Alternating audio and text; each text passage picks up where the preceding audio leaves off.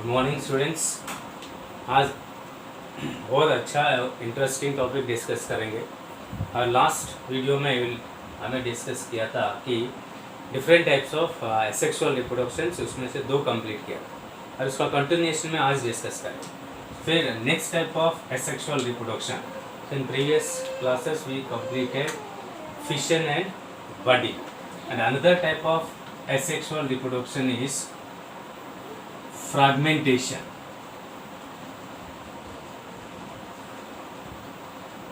This is also one of the important type of asexual reproduction. So in this type, certain organisms whose their body is split into distinct pieces, and these pieces are also known as fragments. Later, these fragments develops into an adult organism. And fragmentation can be seen in Spirogyra. It is a green algae, and one of the example is Mercantia. So this is a bryophyte, and body of mosses also. And according to NCERT textbook, fragmentation can also be seen in case of hydra. In this type, the parent body, for example, if you think this is a parent body, then this parent body split into distinct pieces or distinct fragments, and each fragment later develops into an adult organism, and that kind of asexual reproduction is known as fragmentation. And another type of asexual reproduction is spore formation. One more important type is spore formation. In some organisms, asexual reproduction occurs with the help of spores. What are spores? So spores are minute, means very small, motile or non-motile structures. Motile or non-motile. Motile, they can move due to presence of flagella. Non-motile, they cannot move due to absence of flagella. And these minute motile or non-motile structures are called spores. And there are different types of spores, but the commonly occurring spores are 2 types. One is zoospores, and second one is conidia. Zoospores and conidia, they are commonly occurring spores in some lower organisms, which helps in asexual reproduction. Zoospores, what are zoospores? They are thin wall, the wall is very thin, and they are motile spores. Thin wall motile spores are called zoospores, and zoospores can be seen in case of lower organisms like Chlamydomonas. And so there is a spore producing structure that is called sporangium. So this is a sporangium. What is sporangium? Spore producing structure. And this sporangium produce large number of motile or thin wall spores. And these motile and thin wall spores are called zoospores. And these zoospores, they comes out to the nearby medium when conditions become favorable, and they germinate and give rise to new individual. And second one is called conidia, and conidia is non-motile, thick conidia are non-motile and thin wall spores. Non-motile thin wall spores are called conidia, and conidia, they can be seen in case of some lower fungi like Aspergillus. One example is Aspergillus, and one more example is Penicillium. In Penicillium or Aspergillus, so this is the body of fungi, and the body of fungi has Asper cells, and they have some specialized cells, and these specialized cells are called sterigmata, and this sterigmata has chains of thin wall non-motile spores. These thin wall non-motile spores are called conidia, and when they fall on suitable substratum, again they germinate and give rise to new individuals. So this is the one of the type of asexual reproduction, and this is very important type of asexual reproduction in case of some lower organisms. And one more type is regeneration. One more type is regeneration.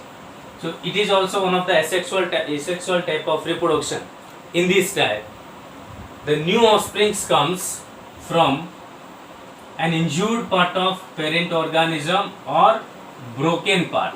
Injured part or broken part of parent organism, if give rise to new individual, so that is known as regeneration. And regeneration can be observed. It can be observed in planaria.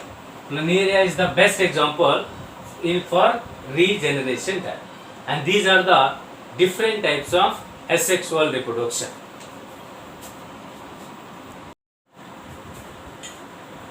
So one more type of asexual reproduction is called vegetative propagation.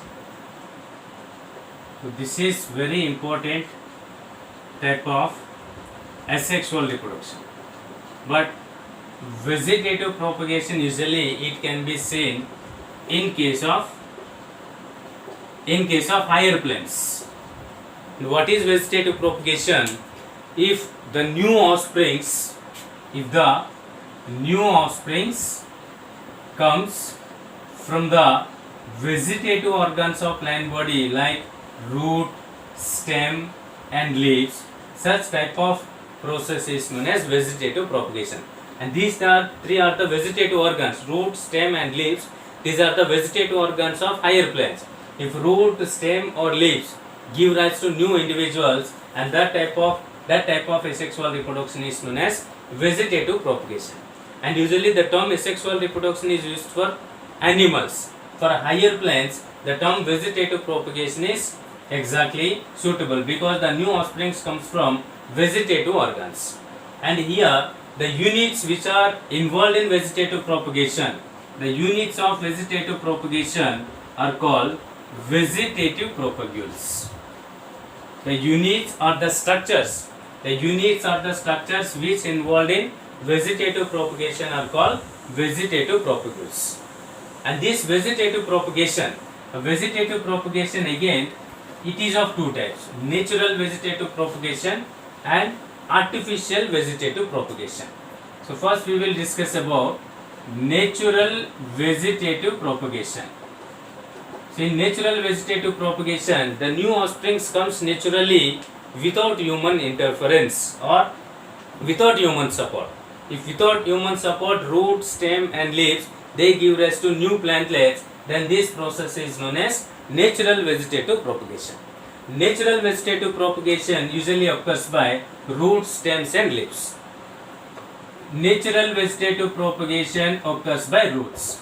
Roots of some plants, they contain some adventitious buds. Then these adventitious buds takes part in vegetative propagation. Roots of sweet potato and roots of dahlia.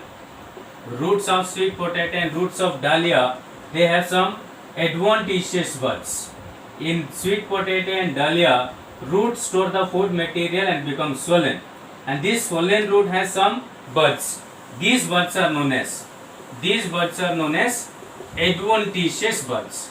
Here one point you have to remember that vegetative propagation usually occurs by buds. So what are buds? They are compact structures. Buds are compact structures produced by apical meristematic tissues. And these buds are usually two types. Some buds are known as floral buds. So floral buds later give rise to floral branch or flower. And some buds are called adventitious buds. So what are adventitious buds? If you observe or if you imagine this is a plant and this is a leaf, the right angle between stem and leaf is called axil. Axil bears auxiliary bud.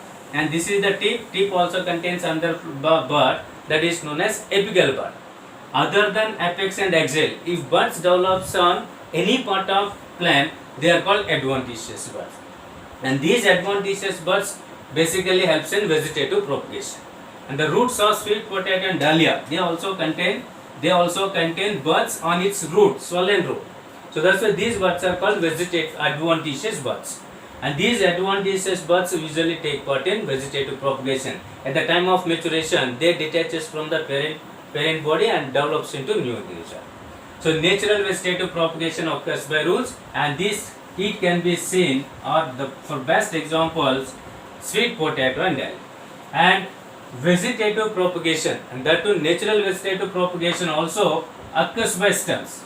In class 11 already I taught you different types of stem modifications, and stem modifications are usually three types: aerial stem modifications, and some stem modifications are known as subaerial stem modifications, and some stem modifications are called underground stem modifications.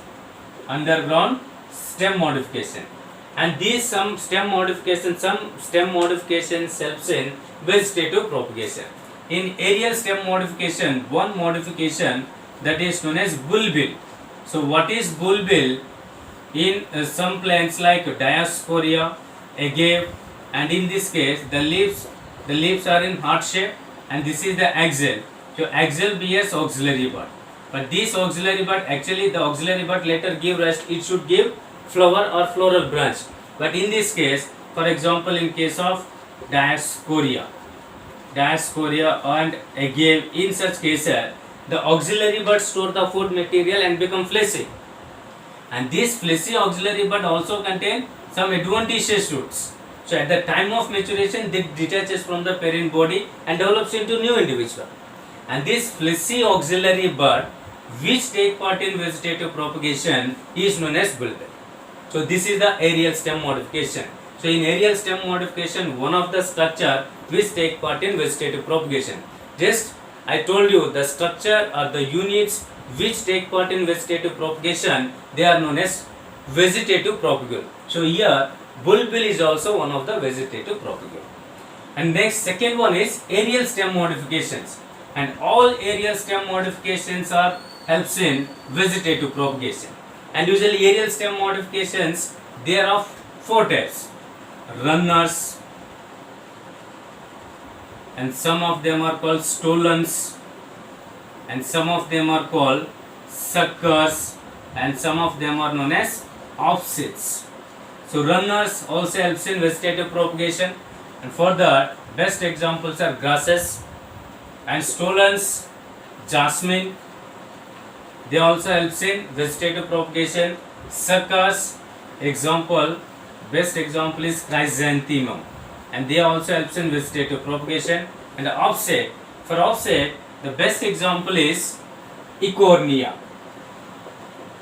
Eichhornia crassipes, and commonly it is known as water hyacinth.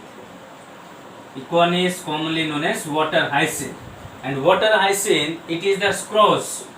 It is the scrous for water bodies. That means it is the trouble, or it is the trouble for water bodies, because this water hyacinth, the water hyacinth is also known as terror of Bengal. So because offsets or water hyacinth or Eichhornia, it is introduced into India because of their shape of leaves and beautiful flowers. Due to beautiful flowers and shape of leaves, this plant can introduced into India. But this plant has high vegetative capacity of vegetative propagation. So that's why water hyacinth. So it drain the total oxygen from the water body, and they remain organisms for respiration. They do not get sufficient respiration. So that's why this cause water hyacinth cause death of many aquatic organisms, and especially aquatic fishes. And this plant usually introduced into water bodies of West Bengal. So that's why, so it is also known as water hyacinth is also known as terror of Bengal. And these are the some subaerial stem modifications.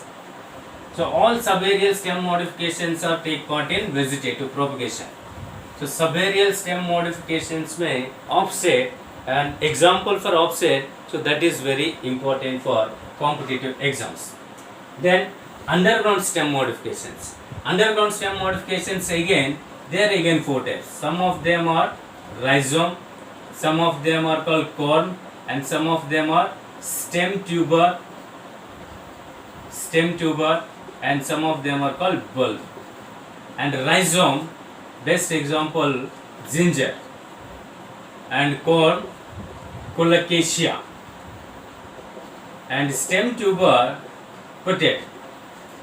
So if you take a large sized potato tuber, it is an underground stem, and the brown layer, that is the leaves. The leaves are modified into scales, and they have some semi-lunar structures. And these semi-lunar structures actually they are the actually representatives of nodes, and these nodes contain adventitious buds, and these buds take part in vegetative propagation. And bulb, for bulb, the best examples are onion.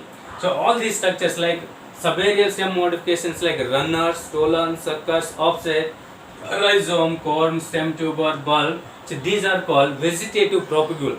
The structure which take part in vegetative propagation, they are called vegetative propagules. So all of them are called vegetative propagule. So natural vegetative propagation occurs by all different types of stems: aerial stems, subaerial stems, and underground stems.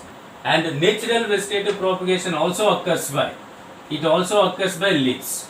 Leaves of some plants like leaves of bryophyllum. Leaves of bryophyllum contain some adventitious buds on its notches. If you observe the leaves of bryophyllum, and it has many notches, and these notches have adventitious buds. And at the time of maturation, these adventitious buds also contain adventitious roots. So at the time of maturation, these buds detaches from the parent body and develops into new individual. So natural vegetative propagation without human interference or without human support, it can be occurs by roots, it can be occurs by stems, it can be occurs by leaves.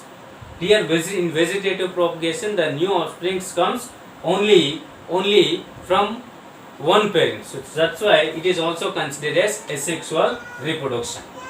And this vegetative propagation also occurs by artificial. Some plant breeders and gardeners, so they perform vegetative propagation for commercial production of various plants. And artificial vegetative propagation, again it is of different types. Some important types of artificial vegetative propagation are cuttings, layering, and grafting. Cuttings, layering, and grafting. These are the three important types of artificial vegetative propagation. So cuttings, they are the cut pieces of stems and leaves. And adventitious roots are induced by applying some plant growth regulators. And layering, it is a cutting rooting process. And best example, layering can be observed or it can be performed in case of jasmine. And grafting, so what is grafting? It is physical and physiological.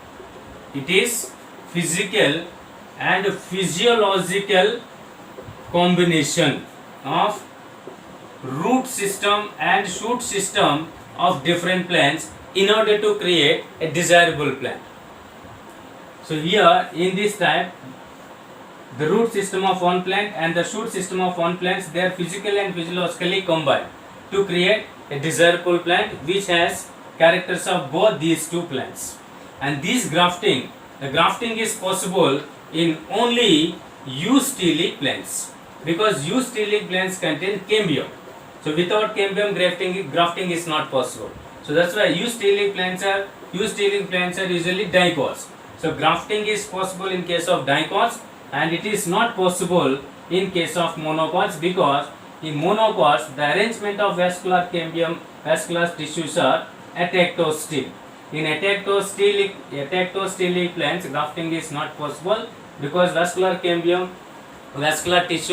or vascular bundles are scattered. And grafting is possible in eustelic plants, because in eustelic plants vascular bundles arranged in a ring form, and this arrangement is known as eustele. So these are the different types of artificial vegetative propagation. So vegetative propagation and asexual reproduction both have one similar character, that is formation of new individuals from single parent. But vegetative propagation occurs in higher plants. Higher plants are multicellular eukaryotes, but asexual reproduction. So asexual reproduction usually that is the characteristic feature of unicellular organisms. Unicellular organisms belongs to adverse or diverse groups like Monera, Protista, lower plants, lower animals. So these are the different types of asexual reproduction. And in previous class already I told you reproduction can be broadly categorized into two types, asexual and sexual. So let us discuss what is sexual reproduction and what are the events. Next one is sexual reproduction. Sexual reproduction. So what is sexual reproduction? Sexual reproduction, it is the formation and fusion of both male and female gametes to form zygote. It is the formation and fusion. It is the formation and fusion of both male and female gametes. Both male and female gametes fuse to form zygote. Then zygote later develops into embryo. Embryo converted into new individual. So this is called sexual reproduction. And higher organisms develops the advanced type of reproduction, that is known as sexual reproduction. What are the advantages in sexual reproduction which are not observed in asexual reproduction? Sexual reproduction mainly it gives variations, and variations are very important for evolution. If variations present, then they increase the adaptability, and the offsprings which comes through a sexual reproduction, they can adapted in different kinds of habitats, and it is slow and very complex. It is slow and very complex, and sexual mode of reproduction is always follows meiotic cell division, because meiotic cell division is a reductional cell division. In sexual reproduction, the number of chromosomes should be reduced to half, and this can be occurred only by meiosis. So that's why sexual type of reproduction always follows meiosis. And the main advantage of sexual reproduction, that is variation. It gives variations, and variations are very essential for evolution. And in sexually reproducing organisms, in any sexually reproducing organism, there are three phases. Phases in lifespan of sexually reproducing organisms. Sexually reproducing organisms, in their lifespan, they show three different types of events or phases. What are the three events? Juvenile phase. Second one is reproductive phase. Juvenile phase, reproductive phase, and senescent phase. These are the three phases of sexual reproduction. First one is juvenile phase, and these three phases are transients. The transition occurs between these three phases. That is due to interaction between hormones and their external environmental conditions. And these two characters helps in transition between these three zones or these three phases. The first phase is called juvenile phase. So what is juvenile phase? It is the time period between birth to reproductive phase. And in this phase, organisms develop the capacity to divide, but they are unable to reproduce. And so basically this is also called phase of growth in case of animals, and in plants this phase is also known as vegetative phase. In plants it is called vegetative phase. In case of animals it is called phase of growth. And the second one is reproductive phase. So in reproductive phase, after the completion of vegetative phase, so reproductive phase begins. And higher plants, we can easily observe higher plants, the reproductive phase of higher plants when they come to flower. That means flower is the indication of reproductive phase in case of higher plants. And depending on flowering, higher plants or flowering plants can be divided into two types. Some flowering plants are called monocarpic plants, and some flowering plants are called polycarpic plants. Monocarpic and polycarpic plants. Monocarpic plants, they can flower only once in their lifespan. they can flower only once in their lifespan. Such plants are called monocots. And all annuals and biennials are known as monocot. Annuals, for annuals, rice and wheat, they are the best examples. Then biennials, carrot and radish. Carrot and radish, they are the best example. So if you observe these plants, they flowered only once, and after flower, their lifespan is totally completed. And second one is polycarpic. They flower throughout the year or every year. And all perennials are called polycarpic plants. But some perennials they show unusual flowering. Like some two best examples. One is bamboo and one more is Strobilanthes kunthiana. So Strobilanthes kunthiana, commonly it is known as Neela Kurinchi. This is commonly known as Neela Kurinchi. And if you observe bamboo, it has more than 2 season lifespan. This is perennial, but it flowered usually after 50 to 100 years. Once they flower, they produce large number of flowers and then die. And Strobilanthes kunthiana, it flowers every after 12 years. And usually it produces large number of blue colored flower in the hilly tracts of South Indian states like Karnataka, Tamil Nadu and Kerala. And the last flowering is, according to NCERT textbook, 2006 September October.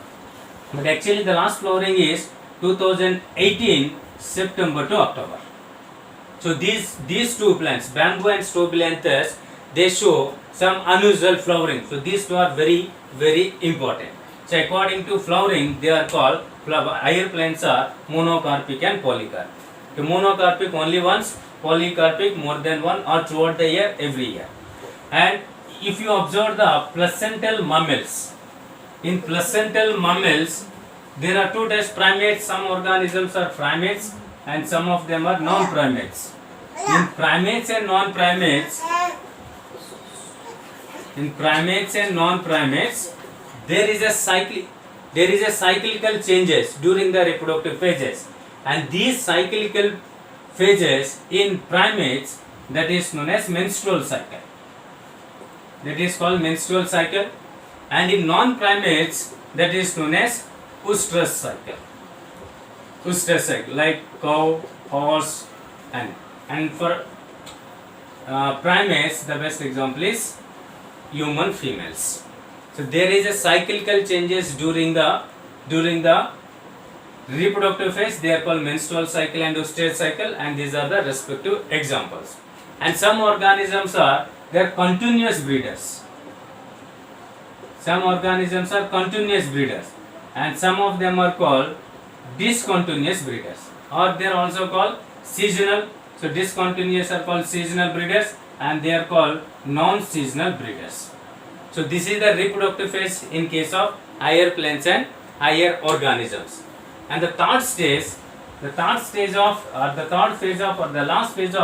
sexual reproduction, that is called senescent phase. In senescent phase, this is the old age. So in old age, there is a gradual deterioration in the body functioning. In this phase also, the organisms are unable to reproduce. So these are the 3 phases in the lifespan of sexually reproducing organisms. So in the next class, we will discuss some more topics. They are like events in sexual reproduction.